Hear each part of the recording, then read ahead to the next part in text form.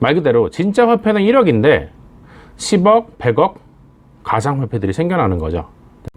자, 이게 화폐라는 부분이죠. 은행은 실제적인 돈을 가지고 있지 않은데 대출의 형태로 계속해서 이자를 벌어들일 수 있는 이런 형태가 되겠습니다. 자, 이런 제안을 하는 거죠. 금 10돈을 가지고 있으면 네가 3배까지, 금 30돈까지 빌려주는 거는 내가 허락을 할게. 왕실에서 이렇게 얘기를 한 겁니다.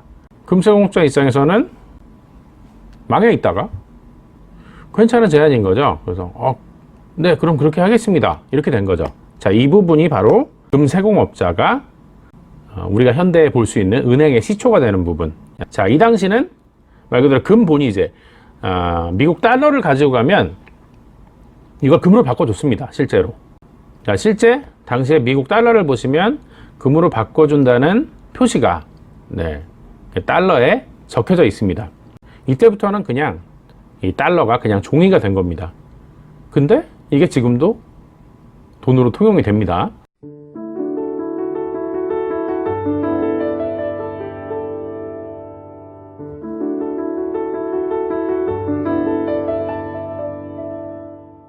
안녕하십니까. 열정의 마신 윤기웅입니다. 네, 반갑습니다. 자, 오늘은 자본주의에 대한 얘기 한번 해보도록 하겠습니다. 우리는 현재 자본주의 사회에 살고 있죠. 이 자본주의가 과연 어떤 의미가 있는지 한번 살펴보도록 하겠습니다. 그럼 자본주의를 알기 위해선 자본이 무슨 뜻인지 한번 얘기를 해봐야 될 것 같은데요.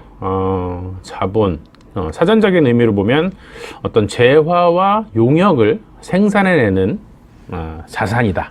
이것이 자본인데, 예를 들자면, 돈, 또 토지, 동산, 이런 것들, 여러 가지 것들이 있는데, 우리가 자본주의라는 의미에서 보면, 그냥 돈이라고 보시는 게 가장 편한 의미가 아닐까, 이런 생각을 해봅니다. 자, 그럼 자본주의가 뭐냐? 이윤 추구를 목적으로 하는 자본이 지배하는 경제다. 자, 이것이 자본주의인데요.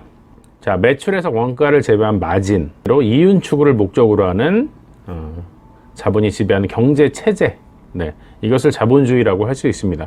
자, 그럼 아까 말씀드렸듯이 자본은 곧 돈이다, 이렇게 말씀을 드릴 수 있겠는데, 그럼 돈이란 걸 한번 살펴봐야겠죠. 자, 돈에는 본원통화라는 것이 있고 신용통화라는 것이 있습니다. 자, 본원통화가 어떤 부분이냐면, 본원통화는 진짜 화폐예요. 진짜 화폐. 즉, 중앙은행, 우리나라로 치면 한국은행이죠. 중앙은행에서 직접적으로 발행하는 화폐, 이건 진짜 화폐입니다. 신용통화, 이 부분은 가상화폐입니다. 일반 은행에서 사용하는 화폐죠. 자, 이제부터 좀 재밌는 얘기가 될 것 같아요. 중앙은행에서 1억이라는 화폐를 발행을 했습니다. 실제적인 화폐를 찍어내죠, 중앙은행에서. 자, 중앙은행에서 이 1억을 일반 시중은행에 빌려줍니다. 자, A라는 은행에 빌려줬다고 가정을 해볼게요. 1억을 빌려줬습니다. 자, 그러면 일반 은행에서는 1억을 다 가지고 있을 필요가 없죠. 자, 10%만 남기고, 자, 9천만 원을 대출을 줍니다. 시중은행에는, 자, 10%인 1천만 원만 가지고 있으면 됩니다. 이 부분이 지급 준비율이라는 부분이죠. 즉, 사람들이 모두 와서 한 번에 이 돈을 찾아갈 일이 없으니, 자, 시중은행에서는 10%의 지급 준비율만 남겨놓으면 나머지 돈은 대출을 해줘도 상관이 없는 겁니다. 자, 그럼 A란 사람이 이 9천을 대출을 받고, 이 사람도 마찬가지로 1천만 원만 쓰고 B란 은행에 8천만 원 예금을 하는 겁니다. 자, 그러면 B 은행에서도 마찬가지로 1천만 원만 가지고, 그리고 7천만 원을 또 B란 사람에게 대출을 해주는 겁니다. 자, 그럼 B란 사람은 같은 방식으로 또 1천만 원만 쓰고 나머지 6천만 원을 C라는 은행에 예금을 합니다. 자, 이런 부분들이 반복이 되면서 처음에 한국은행에서는 1억을 발행을 했습니다. 실제적인 화폐는 1억이죠. 근데 이런 방식을 거침으로 인해서 A, B, C 거침으로 인해서 점점 더 늘어나겠죠. 실제 거래되는 돈은 1억 이상으로 커집니다. 말 그대로 진짜 화폐는 1억인데 10억, 100억 가상화폐들이 생겨나는 거죠. 자, 어떤 형태입니까? 아까 설명드렸듯이 대출의 형태로서 이것들이 가능해집니다. 이게 화폐라는 부분이죠. 은행은 실제적인 돈을 가지고 있지 않은데 대출의 형태로 계속해서 이자를 벌어들일 수 있는 이런 형태가 되겠습니다. 참 재밌는 거죠. 실제 돈은 1억인데 거래를 시켜서 시장에 대출을 통해서 푸는 돈은 10억이 될 수도 있고 100억이 될 수도 있는 이런 구조를 가지고 있다. 이렇게 말씀드릴 수 있겠는데요. 돈의 역사를 한번 알아봐야 될 것 같아요. 이런 부분은 실제적인 어떤 자본주의의 시초는 영국에서 시작됐다고 볼 수 있습니다. 16세기 영국의 금 세공업자들이 있었어요. 자, 당시에는 금이라는 자체가 화폐로 통용이 됐습니다. 일단 양이 정해져 있고 그 자체로서 가치를 가질 수 있는 것이 금이었기 때문에 금 자체로 화폐가 통용이 됐는데 가지고 다니기 용이해야 되는데 자, 금이라는 것은 가지고 다니기는 조금 애매하죠. 실제로 뭐 가지고 다니다가 강도를 만나거나 했을 때 약탈을 당하기도 좀 쉬웠고 보관 자체도 굉장히 힘들었고 이것을 운반하기도 용이하지는 않았을 것 같습니다. 그래서 어떤 방법을 썼냐면 일반 사람들이 금 세공업자한테 이 금을 맡긴 겁니다. 금을 맡기고 금 세공업자는 보관료를 받고 이 보관증을 발급을 해준 겁니다. 즉 거래하기가 편해지기 때문에 그리고 가지고 다니기가 편해지기 때문에 이런 방법을 쓴 겁니다. 보관증 자체가 금과 같은 가치가 있다 라고 약정을 한 이런 부분이라고 볼 수 있겠죠. 근데 자 이제 금세공업자가 머리를 쓰기 시작하는 거예요. 어떻게 머리를 썼냐면 막상 보니까 전부 다 모든 보관증을 써준 모든 사람들이 금을 찾으러 오진 않더란 얘기죠. 자, 그래서 계산을 해보니까 대략 10%만 가지고 있으면 나머지 90%는 내가 써도 상관없겠네 금을. 이런 생각을 가지게 된 겁니다. 자, 그래서 10%만을 남겨주고 나머지 90%에 대한 부분은 일반 사람들에게 빌려주기 시작한 거죠. 말 그대로 대출을 해준 거죠. 그리고 거기서 이자를 받기 시작한 겁니다. 금세공업자 입장에서는 굉장히 쏠쏠하죠. 내 금도 아닌데 내가 이것으로 이자를 받고 있다. 굉장히 쏠쏠한 일일 것 같습니다. 근데 이게 걸려버립니다. 금을 맡겼던 사람들한테 걸려버립니다. 그러면 금주인이 이 금세공업자가 또 이런 제안을 그럼 하는 거죠. 너희들한테도 이자를 줄게. 우리 반띵하자. 반씩 가져가자. 이렇게 제안을 하는 겁니다. 자, 그럼 보관증을 가진 사람들이 괜찮은 거예요. 보관료를 내고 있다가 내가 이걸 맡기니까 이제는 돈을 받는 겁니다. 그래서 이런 형태가 정립이 된 겁니다.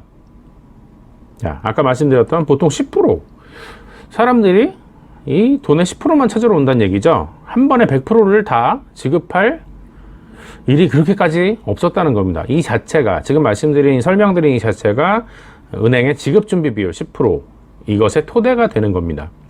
자, 그런데 또 그 후에 금세공업자가 다시 머리를 쓰는 거예요. 내가 금을 10돈을 가지고 있으면 10%만 사람들이 찾아가니까 그러면 100돈을 대출해도 되겠구나. 내가 10돈이 있으면 90돈을 그냥 보관증만 써주고 대출을 해주는 겁니다. 그러면 금세공업자는 또 이자를 받겠죠.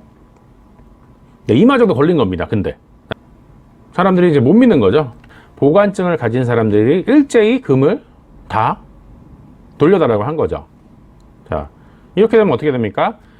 금세공업자는 지급을 못하죠. 10돈 가지고 100돈을 보관증을 써줬기 때문에 이렇게 돼서 금세공업자는 망합니다. 현대에 와서 이것을 뱅크런이라고 하죠. 일제히 모든 고객들이 예금자들이 돈을 찾았을 때 은행은 도산할 수밖에 없겠죠. 자, 이것이 이미 영국에 역사적으로 있었던 일입니다. 뱅크런 같은 현상이 똑같이 일어난 거죠. 이때 당시에 영국 왕실이 전쟁 중이어서 돈이 굉장히 필요하겠죠. 그래서 영국 왕실에서 이 금세공업자들을 그냥 용서를 해준 겁니다. 이런 사태를 만들었음에도 불구하고 대신에 이런 제안을 하는 거죠. 금 10돈을 가지고 있으면 네가 3배까지 금 30돈까지 빌려주는 거는 내가 허락을 할게. 왕실에서 이렇게 얘기를 한 겁니다. 금세공업자 입장에서는 망해 있다가 괜찮은 제안인 거죠. 그래서 네, 그럼 그렇게 하겠습니다. 이렇게 된 거죠. 자, 이 부분이 바로 금세공업자가 우리가 현대에 볼 수 있는 은행의 시초가 되는 부분.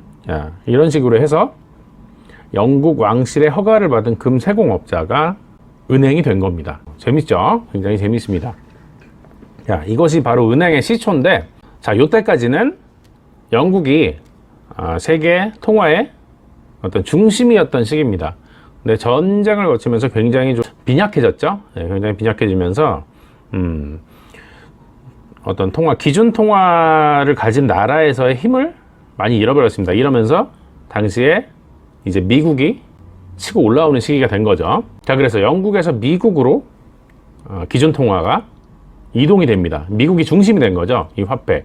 자, 이 당시는 말 그대로 금본이 이제 미국 달러를 가지고 가면 이걸 금으로 바꿔줬습니다. 실제로. 자, 실제 당시에 미국 달러를 보시면 금으로 바꿔준다는 표시가 달러에 적혀져 있습니다. 달러 금본위제라고 하죠. 잠시 후에 베트남전이 시작이 된 겁니다. 말 그대로 이 베트남전에 미국이 참전해서 거의 중심적인 역할을 했기 때문에 베트남전이 발생을 하면서 미국에서 또 굉장히 많은 통화를 찍어내게 됩니다. 말 그대로 달러를 많이 찍어냈다는 얘기죠. 많아지면 어떻게 됩니까? 아까도 말씀드렸듯이 금은 정해져 있는데 통화는 찍어냈어요. 근데 그렇게 되면 달러를 가지고 와도 금으로 바꿔줄 수가 없는 지경에 이르게 된 거죠. 자, 그래서 여기서 역사적으로 중요한 1971년에 닉슨 대통령이 금퇴환 불가 선언을 합니다. 이게 뭡니까? 이때부터는 금 가져와도 우리 못 바꿔줘. 우리 금이 그렇게 없어. 이렇게 된 겁니다. 그래서 이때 달러를 살펴보면 이 달러를 가지고 오면 금으로 바꿔준다는 그런 명시 자체가 현대에 지금까지도 오는 현대의 달러에는 그런 명시 자체가 없습니다. 이때부터는 그냥 이 달러가 그냥 종이가 된 겁니다. 근데 이게 지금도 돈으로 통용이 됩니다. 지금도 우리가 사용을 하고 있고요. 아직까지도 기준 통화로 사용을 하고 있죠. 자, 이런 역사적인 배경에 따라서 지금 은행이 정립이 되었고 우리는 자본주의 안에서 살고 있는데요. 자, 여기서 중요한 것은 우리가 자본주의의 속성에 당하지 않도록 이런 부분들을 이런 역사적인 배경이나 왜 이것이 이렇게 되고 있는지를 어느 정도는 알고 있어야 될 것 같고요. 나아가서는 자본주의, 즉 돈에 대해서 아는 것이 굉장히 중요할 것 같습니다. 오늘은 옛날 얘기처럼 자본주의의 어떤 역사, 그리고 자본주의란 무엇인가에 대해서 역사적인 배경을 설명드리면서 한번 얘기 드려봤습니다. 감사합니다. 열정의 여신 윤기웅이었습니다. 감사합니다.